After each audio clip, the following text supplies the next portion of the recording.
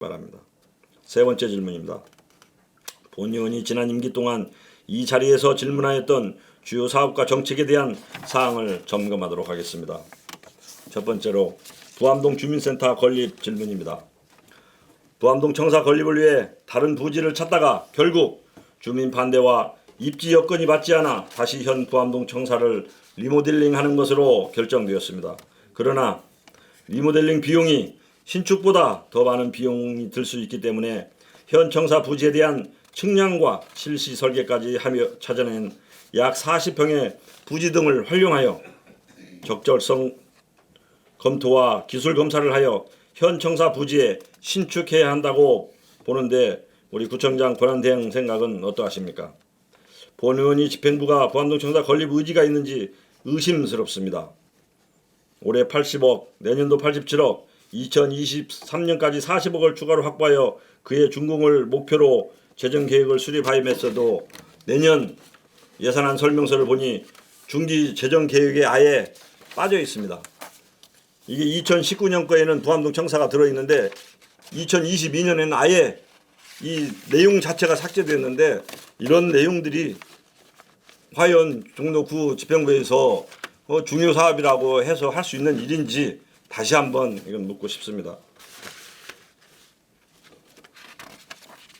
두 번째로 부암동 253번지 공영주차장 건립은 지구단위 계획구역으로 학구제가 들어오면서 주차장 문제가 어느 정도 해결될 수 있을 것으로 기대하였으나 현재 아무런 진척이 없습니다. 학구제 현재까지의 진행 상황과 추진 계획을 다시 한번 묻습니다. 다음으로 약 2년 전에 일제강점기 독립선언서의 세계문화유산 등재 추진을 건의하였습니다만 그간 추진 실적이 무엇이었는지 말씀해 주시기 바랍니다. 집행부가 사전 답변서에서 이해 안 되는 답변이 있어서 재차 물으니 다시 한번 답변해 주시기 바랍니다. 우리 구 예산 규모는 이제 5천억에 육박하고 있습니다. 그러나 민간 보조사업 단체별 보조금은 수십 년간 그대로이거나 감소하고 있다고 본 의원이 지적한 바 있습니다. 본 의원 구정 질문 후 민간 단체 보조금이 올해까지 약 3천만 원 증액되었습니다. 그러나 보조금 총액이 미약하나마 증가했을 뿐 각 단체별 보조금은 대부분이 그대로입니다. 보조금 필요 단체가 증가하고 있지만 보조금 예산은 뒷받침하지 못하고 있기 때문에 보다 적극적인 지원 대책이 강구되어야 합니다. 내년도 보조금 증액 편성 방안에 대해서 답변해 주시기 바랍니다.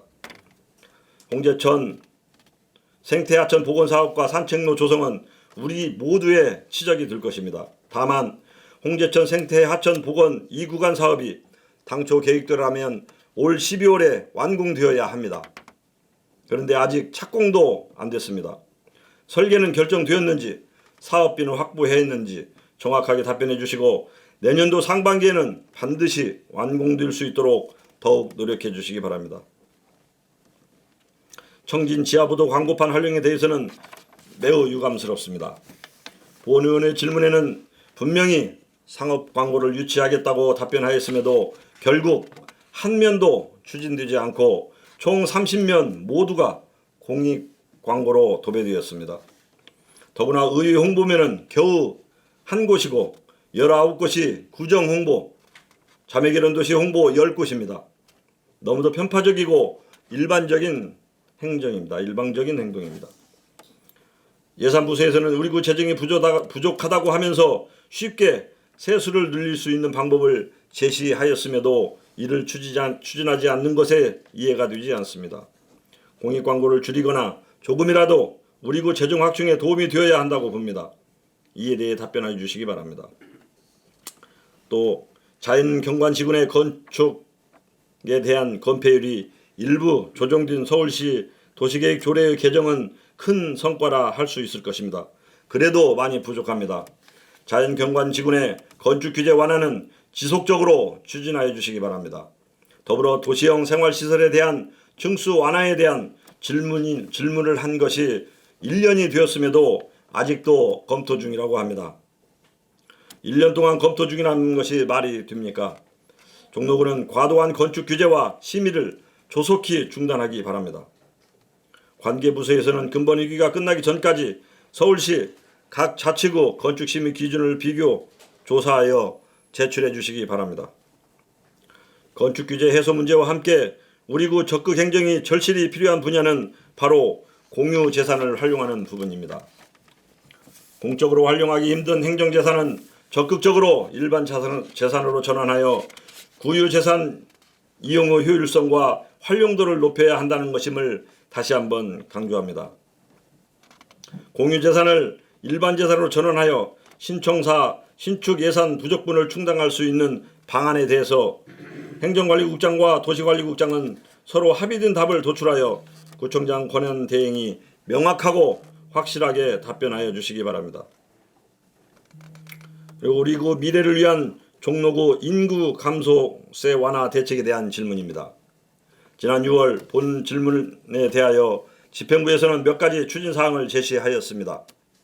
이러한 사업만으로 과연 타 지방보다 인구 감소율이 큰 부분을 상쇄할 수 있을지, 당면한 우리 구 인구 위기를 극복할 수 있을지, 과연 우리 구 거주 인구 증가는커녕 인구 감소를 완화시킬 의지는 갖고 있는지 의문이 듭니다. 우리 구 인구 정책은 우리 구정 목표의 그 어떤 정책보다도 최우선이라고 아까도 시정연설에서도 말씀이 있었습니다.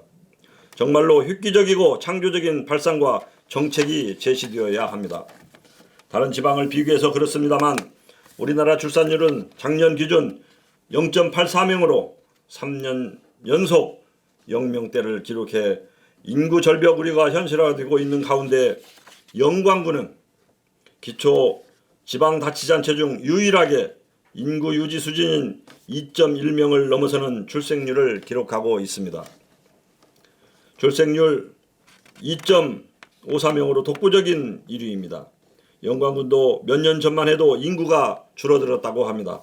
그러나 2017년부터 인구 대책을 수립하고 각 부서별로 흩어져 있던 관련 팀을 모두 한 곳에 모아 인구 일자리 정책실을 신설, 지역 특성을 고려한 맞춤형 정책을 펴고 있는데 이제는 출산아 수가 오히려 증가하고 있습니다. 결혼 시에도 500만 원을 지급하고 출산 장려금을 대폭 올려 첫째 아이를 출산할 때부터 500만 원을 지급하는 등 다자녀 가구의 경우 최대 3,500만 원까지 지원한다고 합니다. 단 일시불이 아닌 연차적으로 지급하여 그 지역에 지속적으로 거주하도록 합니다. 우리 구도 인구 정책 관련 조직 체제를 정비하고 파격적이고 획기적인 시책을 만들어내야 합니다. 결혼부터 출산, 육아까지 시기별로 맞춤형 서비스를 제공하여 결혼해서 아이를 낳고 키우는데 어려움이 없도록 주거 환경을 개선하여 살고 싶은 종로, 돌아오고 싶은 종로가 될 수 있도록 젊은 계층이 선호하는 공동주택 건설과 주택 확충을 위한 건축 규제가 완화되도록 우리 구 인구 감소폭 축소를 위한 대대적이고 종합적인 특단의 중장기 계획을 수립해야 하겠습니다.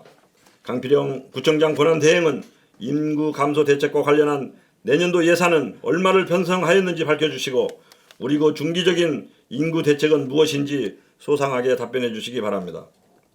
3년 전에 질문하였던 관내 전통시장 화재보험 가입 지원에 대해 올해서야 약 43개 점포의 공제료 납입 금액의 60%를 지원하고 있다고 합니다. 이제라도 본 사업이 추진된 것은 다행입니다. 이 사업이 지속적으로 이루어지고 또한 지원 금액도 상향 조정될 수 있도록 더욱 노력해 주시기 바랍니다. 끝으로 중소기업 육성기금 융자 확대 사업과 종로사랑 상품권 사업, 코로나19 위기 극복 4대 입법, 임대료 감면 등 코로나19에 대응한 본 의원의 건의와 질문에 긍정적으로 호응하여 협조해 주신 김영종 전 구청장님과 관계 공무원 여러분께 이 자리를 빌어 깊은 감사를 드립니다. 지역 주민과 관내 소상공인의 아픔을 보듬어 줄 수 있는 기금 운용 정책과 각종 시책 사업이 코로나19가 완전히 종식될 때까지 세심하게 추진하여 주시기 바랍니다. 거듭되는 일상은 습관이 되고 그것에 우리는 무의식적으로 움직이게 합니다. 이러한 삶은 전혀 미래지향적이지 않습니다. 김영종 전 구청장님 재임 중에 우리 구는 대한민국 도시대상 등 대통령 상 사관왕을 달성하는 등 이루 말할 수 없는 수상과 실적을 남겼습니다.